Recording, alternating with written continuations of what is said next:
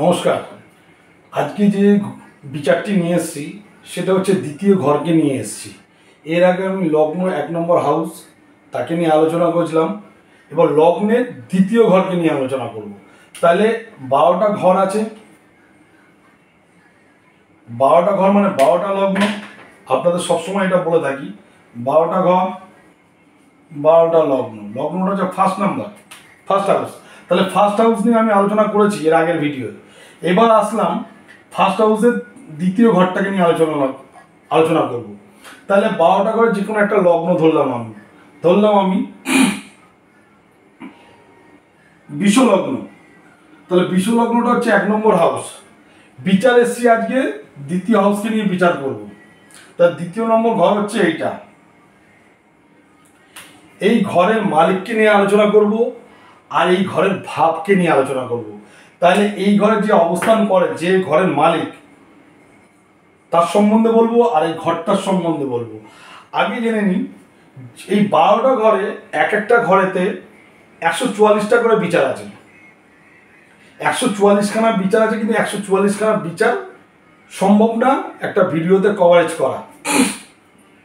তাই কয়েকটা কিছু আমি তুলে ধরছি আপনাদের। সবসময় জানবেন দ্বিতীয় ঘরটাকে বলা হয় ধনভাব, আর দ্বিতীয় ভাবের মালিককে বলা হয় ধনপতি। তাহলে এই ঘরটা থেকে 144খানা বিচার, এই ঘর সব কটা থেকে 144টা বিচার, 12 × 144 অনেক বিচার আছে। যা প্রশ্ন করেন পৃথিবীর সব প্রশ্ন এখানে আছে, জন্ম থেকে মৃত্যু পর্যন্ত। তাহলে আজকে আলোচনা করছি দ্বিতীয় ভাবকে নিয়ে আর দ্বিতীয় ভাবের গ্রহকে নিয়ে। তাহলে 1 নম্বর হচ্ছে দ্বিতীয় ভাব আর 2 নম্বর হচ্ছে দ্বিতীয় ভাবের গ্রহ। তাহলে এইভাবে যে মালিক তাকে নিয়ে আর ভাবকে নিয়ে প্রথমে আসি। দ্বিতীয় ভাবের জন্য সবসময় শুভ গ্রহ হচ্ছে বৃহস্পতি। সে দ্বিতীয় ঘরের মালিক হোক আর না হোক, যেখানকারই লগ্নে যেই ঘরে বসে থাকুক না কেন, সবসময় দ্বিতীয় ঘরের জন্য আর দ্বিতীয় ঘরের মালিকের জন্য বৃহস্পতি সর্বদাই ফল ভালো দেয়। যদি বৃহস্পতির দৃষ্টি যদি দ্বিতীয় ঘরে পড়ে তাহলে 144খানা বিচারের মধ্যে সবকটাই ভালো ভালো ফল পাবে। আবার বা দ্বিতীয় ঘরের মালিককে যদি দৃষ্টি দেয়, এই ঘরের মালিককে যদি দৃষ্টি দেয় বৃহস্পতি, তথাপি ভালো রেজাল্ট পাবেন। তাহলে দ্বিতীয় ঘরের জন্য বৃহস্পতি হচ্ছে সর্বদা শুভ। তা দ্বিতীয় ঘরের মালিকের জন্য শুভ, দ্বিতীয় ঘরের ভাবের জন্য শুভ। আসা যাক ভিডিওতে। যদি এই ধনভাবের মালিক যে কোনো একটা লগ্ন ধরলাম, তাহলে এই লগ্ন যে বিষলগ্নের মালিক হচ্ছে বুধ। এই বুধ গ্রহ বা সেল যদি শুভ গ্রহ দৃষ্টি পড়ে, সে যেখানেই বসুক, দ্বিতীয় ঘরের মালিক যেখানেই বসুক, 6, 8 আর 12 ঘর ছাড়া যেখানেই বসুক রেজাল্ট আপনি পাবেন। যদি 6, 8, 12 ঘর ছাড়া যদি শুভ গ্রহের দৃষ্টি পড়ে, তাহলে আপনি এই ঘরের যে 144খানার যে বিচার আছে প্রত্যেকটার ফল বৃদ্ধি করবে। আর যদি এই বুধ বা দ্বিতীয় ঘরের মালিক যদি অশুভ গ্রহের দৃষ্টি পড়ে বা অশুভ গ্রহের সঙ্গে থাকে, তাহলে 144খানা বিচারের সবকটা ফল আপনার নিষ্ফল করে দেবে। তাহলে শুভ গ্রহের সঙ্গে দৃষ্টি বা শুভ গ্রহের সঙ্গে বসে থাকলে তাহলে ফল আপনার ভালো হবে। আর যদি অশুভ গ্রহের দৃষ্টি বা অশুভ গ্রহের সঙ্গে যদি বসে থাকে যে কোনোভাবে, তাহলে 144খানা ফলেরই সবকটাই নষ্ট হবে। যদি লগ্ন, যেটা লগ্ন হবে সেই লগ্নের কেন্দ্র ঘর, ত্রিকোণ ঘর, যেটা লগ্ন হবে লগ্নের কেন্দ্র, তাহলে 1, 4, 7, 10 এটাকে বলা হয় কেন্দ্র। আর ত্রিকোণ হচ্ছে এই লগ্নের ত্রিকোণ হচ্ছে 5, 9, 11। আর এই ঘরের যে মালিক সে যদি উচ্চ ক্ষেত্রে বসে থাকে, নিজের ঘরে মিত্র গৃহ বা উচ্চ গৃহ যদি হয়ে থাকে তাহলে এই লগ্নের 1, 4, 7, 10 আবার এই লগ্নের 5, 9, 11 তে যদি দ্বিতীয় ঘরের মালিক যদি বসে থাকে বা মিত্র ঘরে বসে থাকে বা উচ্চ ঘর যেখানে সে উচ্চ থাকে সেখানে যদি বসে থাকে তাহলে সদালাপী এবং ধনী। আর যদি এই ঘরে যদি বসে থাকে 1, 4, 7, 10 বা 5, 9, 11 যদি বসে থাকে, যদি পাপক গ্রহের দৃষ্টি পড়ে, পাপযুক্ত পাপ গ্রহ যদি দৃষ্টি পড়ে তাহলে তার কথাবার্তা বাজে, কথার মধ্যে একটা যেন সবসময় বাজে ভাষা থাকবে, ব্যালেন্স থাকবে না, মানে একদম ছোট টাইপের ভাষা বলবে, বুঝতে পারলাম। আর যদি এই 1, 4, 7, 10 যদি বসে থাকে শুভগ্রহের দৃষ্টি পড়ে তা কান্তিময় সুন্দর মুখশ্রী এবং ধনী। আর যদি 1, 4, 7, 10, 5, 9, 11 বসে থাকে পাপক গ্রহের সঙ্গে বসে থাকে বা পাপক গ্রহের দৃষ্টি পড়ে তাহলে একটাও ফল ভালো হবে না, দারিদ্র যোগে ভুগবে, মুখে দুর্গন্ধ হবে, মুখশ্রী বাজে হবে, অপোজিট রেজাল্ট দেবে। যেমন 1, 4, 7, 10, 5, 9, 11 মানে কেন্দ্র আর ত্রিকোণে লগ্নে যদি বসে থাকে মুখশ্রী ভালো হবে, সদালাপী হবে, খুব সুন্দর কথা বলবে, ধনবান হবে, ধনবতী হবে।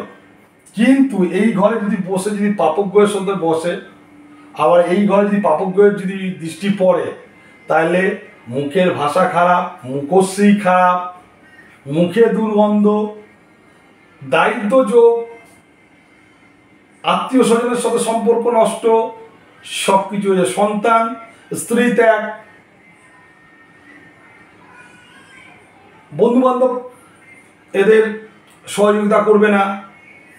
এই ঘরে যদি বসে যদি পাপক গ্রহের দৃষ্টি বা পাপক গ্রহের সঙ্গে থাকে, আর এই ঘরে থেকে শুভ গ্রহের দৃষ্টি পড়ে তার সবকটা ভালো হবে। একটা জিনিস জেনে রাখুন, যেটা অন্য সূত্র তবু আমি এখানে আপনাদের জানাচ্ছি, যদি এই লগ্নের মালিক যে কোনো 12টা ঘরের মালিক যদি এইখানে আসে, এই ঘরে থাকে, যদি এটা স্বক্ষেত্র হয়, উচ্চক্ষেত্র হয়, শুভ গ্রহের দৃষ্টি পড়ে, শুভ গ্রহের সঙ্গে যদি থাকে তাহলে ধনলাভ। আর যদি এই ঘরের মালিক যদি 70 ঘর, যদি এটা যদি 70 ঘর হয়ে থাকে, দ্বিতীয় ঘরটা যদি 70 ঘর হয়ে থাকে, পাপক গ্রহের সঙ্গে যদি বসে থাকে, যে পাপক গ্রহের যদি দৃষ্টি হয় তাহলে দারিদ্র যোগ, বিকৃতি মুখশ্রী, ধননাশ এবং অপরের থেকে দুর্ব্যবহার হবে, বুঝতে পারলাম। তাই লগ্নপতি যদি এখানে থাকে, যদি মিত্রক্ষেত্র থাকে, যদি উচ্চক্ষেত্র থাকে, শুভ গ্রহের দৃষ্টি পড়ে, শুভ গ্রহের সঙ্গে বসে থাকলে তাহলে ধনী, নিজের চেষ্টায় সে ধনী। আর যদি নিচস্থ ক্ষেত্র হয়, পাপক গ্রহ হয়, পাপক গ্রহের দৃষ্টি পড়ে, দুর্বল জায়গা থাকে, তাহলে অপরের নিকট হইতে বাজে ব্যবহার সবসময় লাঞ্ছনা হবে, পাবে। যে রাখুন, যদি দ্বিতীয় ঘরে চন্দ্র প্লাস মঙ্গল যদি থাকে, এই ঘরটায় যদি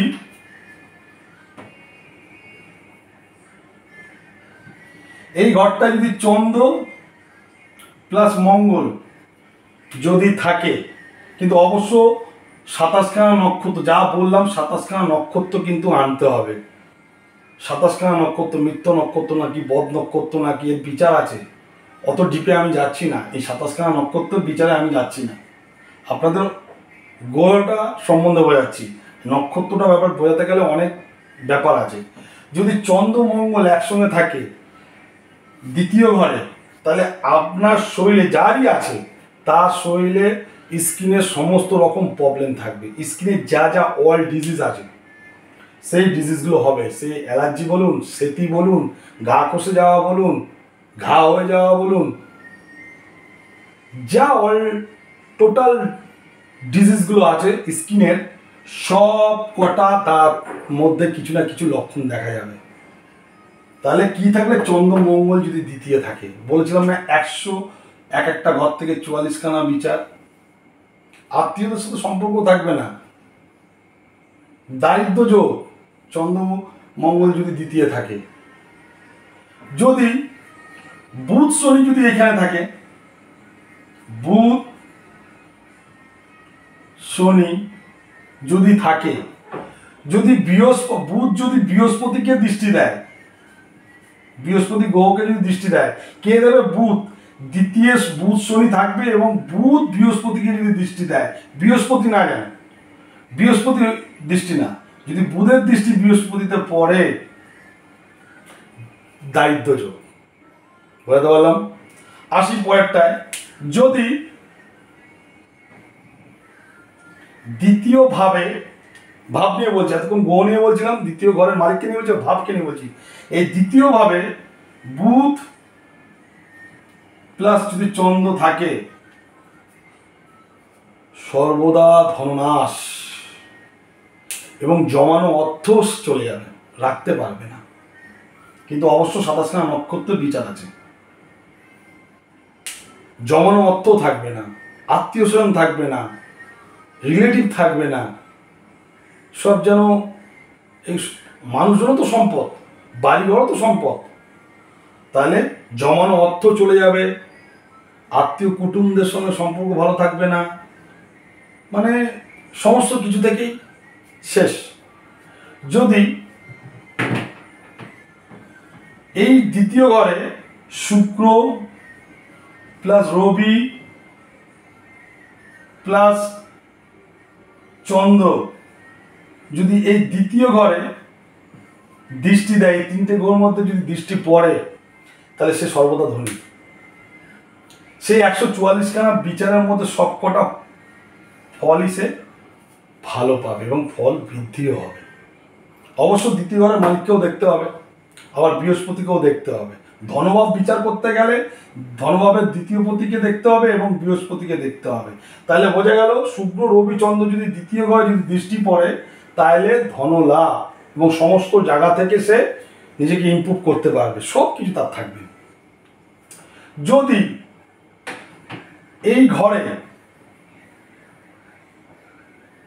এইভাবে ভাব নিয়ে বলছি, এতক্ষণ গ্রহ নিয়ে বলছিলাম, এইভাবে যদি মঙ্গল যদি বসে থাকে, মঙ্গল গ্রহ, তাহলে কোনো ফল দিতে পারবে না।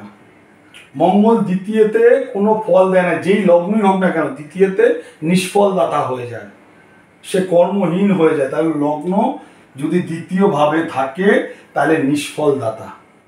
তাহলে আপনাদের আজকে দ্বিতীয় ভাবকে নিয়ে বিচার করলাম এবং দ্বিতীয় ভাবের গ্রহকে নিয়ে বিচার করলাম।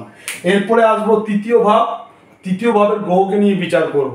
ভিডিওটি ভালো লাগলে লাইক করুন, শেয়ার করুন, আপনাদের বন্ধুবান্ধবদের, আপনাদের আত্মীয় স্বজনকে পাঠান। আর আপনারা যত লাইক করবেন চ্যানেলটা তত ভালো চলবে, এটা আপনাদেরই জন্য আনা হয়েছে। আপনারা অবশ্যই লাইক করুন, অবশ্যই আপনাদের কোনো প্রশ্ন থাকলে করবেন, সমস্যা থাকলে বলবেন, যতটা পারবো সম্ভব বলার চেষ্টা করব। আর আলটিমেটলি জীবনে বাঁচার জন্য আমাদের জীবনে 1 থেকে যদি 80 বছর ধরে রাখি, তাহলে অলরেডি আমাদের 6টা সাপোর্ট সবসময় মেরে রাখতে হয়। সময় চলে যাওয়ার পর সাপোর্ট মারলে কোনো লাভ নেই। বোঝাতে পারলাম? একটা গ্রহের শক্তি 50 বছর আগে মারতে হয়, তারপরে কিন্তু সে একটা মানুষ 50 বছর পার হয়ে গেলে না, আস্তে আস্তে তারও শারীরিক রক্তের তেজও কমে যায়, গ্রহেদের যে অ্যাকশান সে নিতে পারে না। তাহলে মোটামুটি 6টা সাপোর্ট নিয়ে চলতে হবে। সাপোর্ট ছাড়া কেউ দুনিয়ায় বাঁচে না। আপনি পৃথিবীতে এসেছেন আপনি সাপোর্ট নিয়ে, আপনি পৃথিবীতে যাবেন সাপোর্ট নিয়ে। তা সাপোর্ট আপনাকে নিতে হবে, একটা বাল্যকালে, একটা যৌবনকালে, একটা সাংসারিক কালে, একটা অর্থকালে, একটা ব্যবসার কালে, একটা চাকরির কালে, রোগের কালে, এরকম টোটাল 6টা সাপোর্ট পার্ট বাই পার্ট যদি সময় মতো মারতে পারেন, আপনাদের যত রকমের সমস্যা থাকুক না কেন, হয়তো পড়ে যাবেন না, হুচুট খাবেন, কিন্তু বেঁচে যাবেন। তা সময়কে গুরুত্ব দিন, সময় হচ্ছে সবচেয়ে বড় জিনিস। নিজের ছকটাকে ভালো করে জানুন, নিজেকে ভালো করে বুঝুন, তবে গিয়ে তো আপনি উন্নতি করতে পারবেন। আর আপনার যদি উন্নতির চেষ্টা থাকে, অবশ্যই গ্রহ চেঞ্জ হবে, আপনাকে ঠিক ফল দেবে। ভিডিওটি ভালো লাগলে লাইক করুন, শেয়ার করুন। নমস্কার, শুভরাত্রি।